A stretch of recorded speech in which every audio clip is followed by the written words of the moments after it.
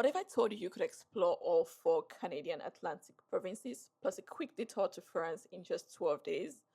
Well, I just did exactly that. There's so much to see and do on Canada's East Coast, but if you have limited time, this itinerary may be the right fit for you. I'll show you exactly how I pulled it off, my full itinerary, what I spent, and how you can do a similar trip without necessarily doing a full-on road trip. Alright, let's get into it.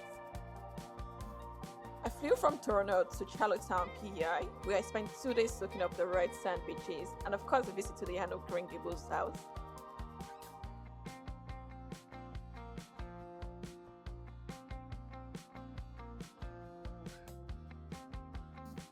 On the evening of day 3, I made my way down to Moncton, New Brunswick. I spent days 4 and 5 exploring the Bay of Fundy. The Bay of Fundy was incredible. Those tides are something you have to see to believe. On the evening of day 5, I made my way to my next stop, Halifax, which became my home base for 3 days exploring Lunenburg, Peggys, Cove, and Annapolis Valley. On the afternoon of day 8, I flew to France. Yeah, that's right. I took a flight to the French territory island of StPierre and Miquelon. And it's basically a visit to France without a jet lag.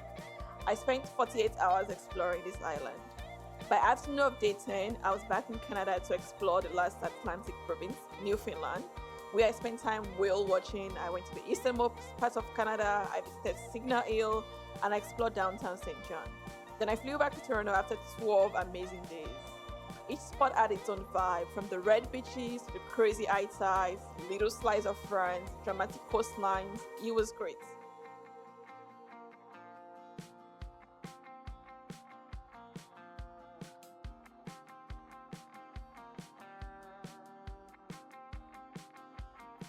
The key to keeping costs sort of reasonable was mixing up my transportation. I didn't rent a car to drive through the provinces because that may have been quite expensive.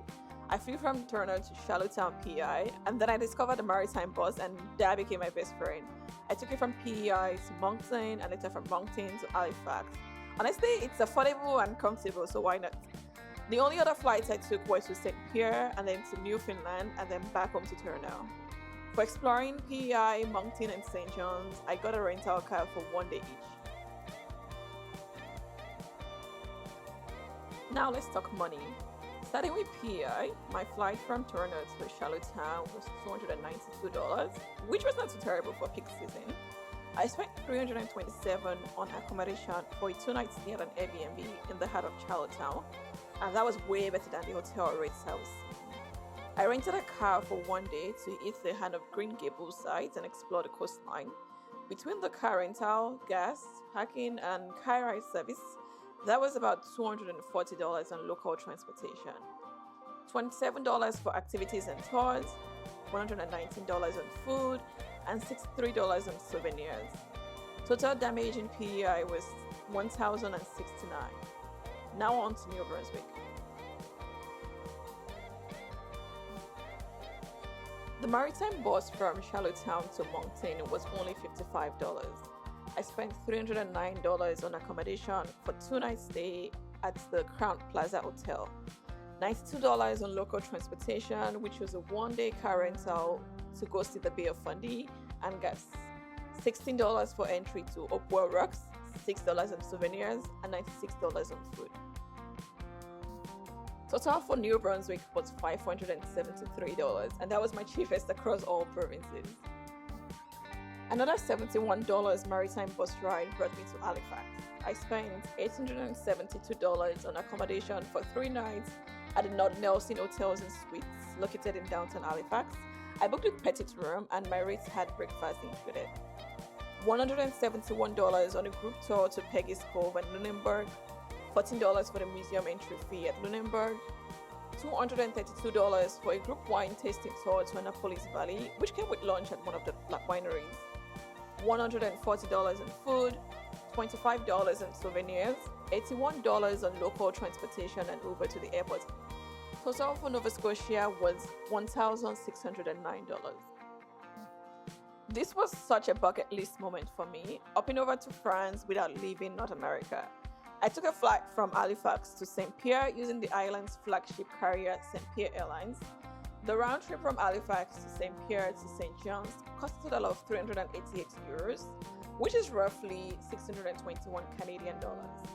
Airbnb was $398 for 2 nights, $173 on walking tours of StPierre and Île Marines, and food, well, expensive, so I had, $123 for that. The gift shop closed early on both days. Apparently that's very French of them, so it was $0 on souvenirs. Everything is in euros over here, so be ready for that currency conversion. Total for my 2-day French adventure weekend trip was $1,331. Expensive? Yes. Worth it? Absolutely.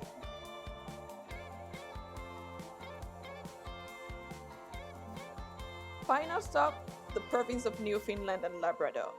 I went on a puffin and whale watching cruise, which cost $160, and this included shuttle service to and from the hotel, $14 for tickets to the Rome Museum. The rest of the activities I did were free.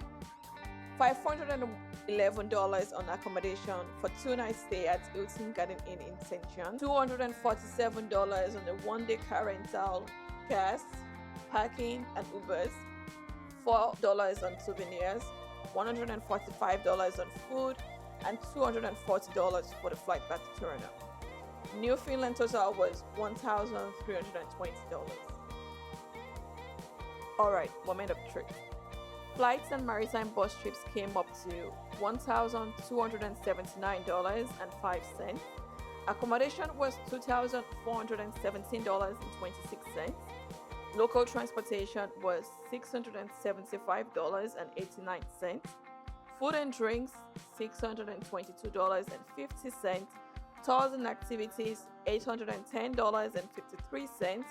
Souvenirs, $97.51. And the grand total came up to $5,902.75. Would I do this again? Absolutely. This trip completely changed how I think about Atlantic Canada. I went in expecting nice scenery, and I came out with this deep appreciation for maritime culture and history.